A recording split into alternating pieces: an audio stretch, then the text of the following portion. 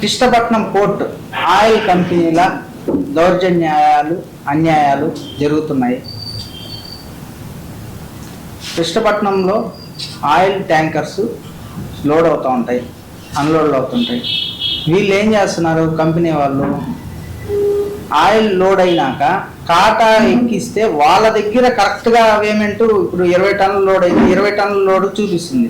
అదే బయటకు వచ్చినాక బయట కాటాలు పెడితే 100 కేజీల నుంచి 130 కేజీలు షార్టేజీలు వస్తున్నాయి. ఏందని మేము కంపెనీ వాళ్ళని అడిగితే, కంపెనీ వాళ్ళు ఎంతసేపు మీరు మెయిల్ పెట్టండి, మేము మా ఆఫీషియల్స్ పంపిస్తాము, మా ఆఫీసర్లు పంపిస్తాము, దీన్ని క్రాస్ చెక్ చేపిస్తామని చెప్తూ ఉంటారు. మేము ఎన్నిసార్లు మెయిల్స్ పెట్టినా, ఎన్నిసార్లు కంప్లైంట్ చేసినా వీళ్ళు ఎవరు పట్టించుకున్న దాఖలాలు చేయలేదు.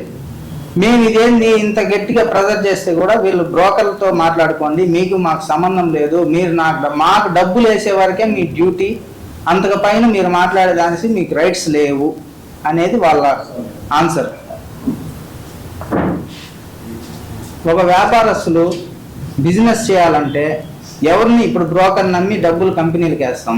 కంపెనీ వాళ్ళే ఇలా మోసాలు చేస్తుంటే ఈ జిల్లా యంత్రాంగం కానీ వీళ్ళెవరు పట్టించుకోకుండా వీళ్ళు కాటా షార్టేజీలు పెట్టుకుంటూ అసలు తూనికలు అసలు ఇంతవరకు ఇంత పెద్ద కంపెనీలు ఉన్నాయి, తూనికలు విజిలెన్స్ వీళ్ళెవరు పోయి చెకింగ్ చేసిన వాళ్ళు కాదు. ఎవరు ఎప్పుడు ఏ కంపెనీలకి పోకపోవడం వల్ల ఈరోజు ఒక లారీకి 13,000 రూపాయలు 14,000 రూపాయలు షార్టేజ్ లారీల అమౌంట్లు షార్టేజీలు పెట్టుకుంటూ ఎంతసేపు వీళ్ళ వాదన వెళ్ళి ఏ ఆఫీసర్ పోయి చెక్ చేయడం లేదు.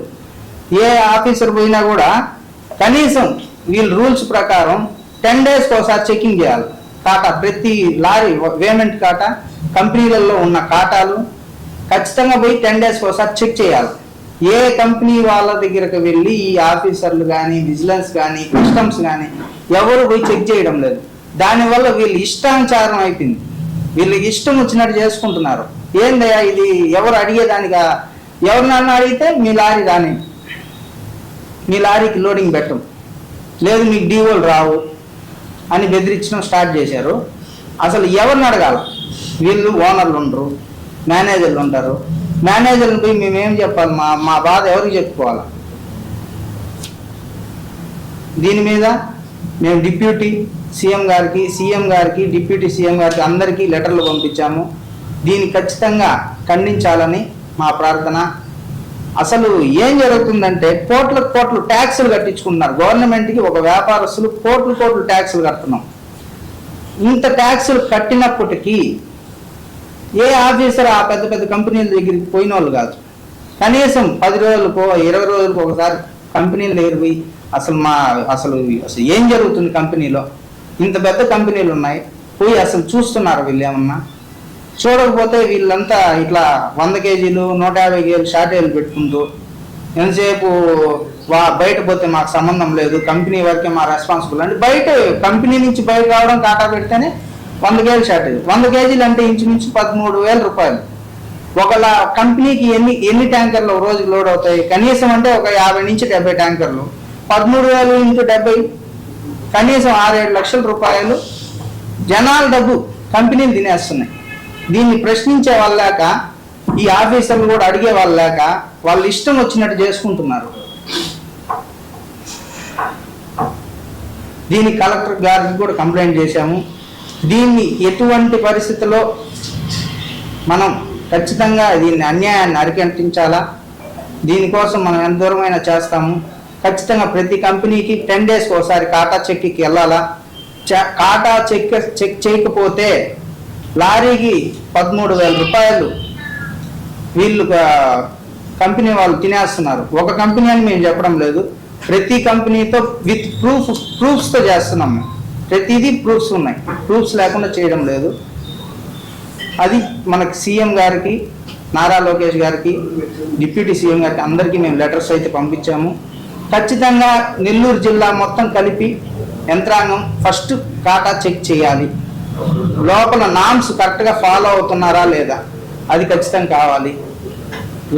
ఒక లారీ కంపెనీలోకి వెళ్ళాలంటే ఇన్సూరెన్స్ ఉందా, లైసెన్స్ ఉందా, బండి ఫిట్నెస్ ఉందా, లేదా బండికి సంబంధించిన ఏ పేపర్ లేకపోయినా బండి లోపల పోనీరు.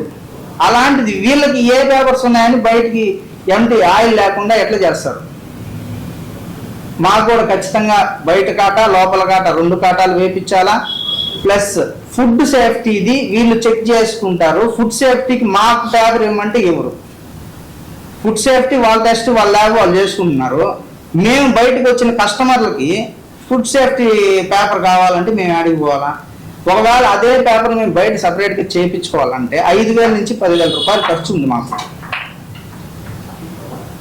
ఎంతసేపు వీళ్ళ వర్షన్ వీళ్ళు చేసుకుంటా మాకు ఫుడ్ సేఫ్టీ వాళ్ళు కూడా మేము రిపోర్ట్ కూడా ఇవ్వము అనేలాగా వాళ్ళు బిహేవ్ చేసుకుంటున్నారు.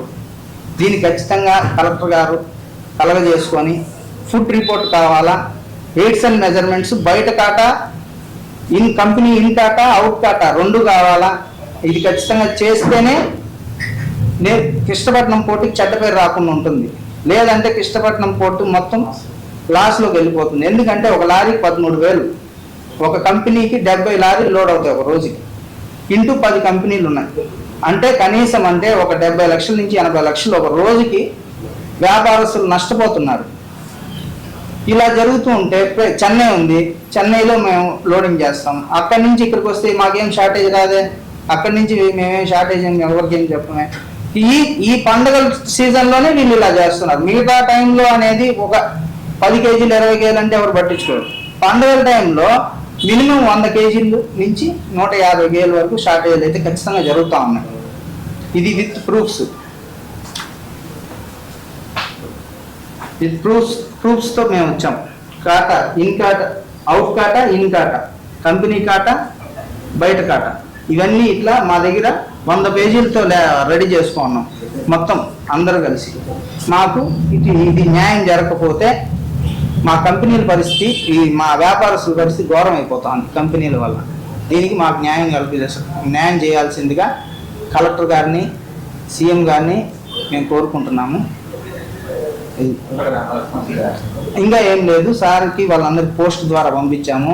సీఎం గారికి కూడా ప్రూఫ్స్తోనే అన్నీ మేము లెటర్లు పెట్టాము. మాకు న్యాయం చేయాలా, వ్యాపారస్తులు నష్టపోకూడదని మా ప్రయత్నం.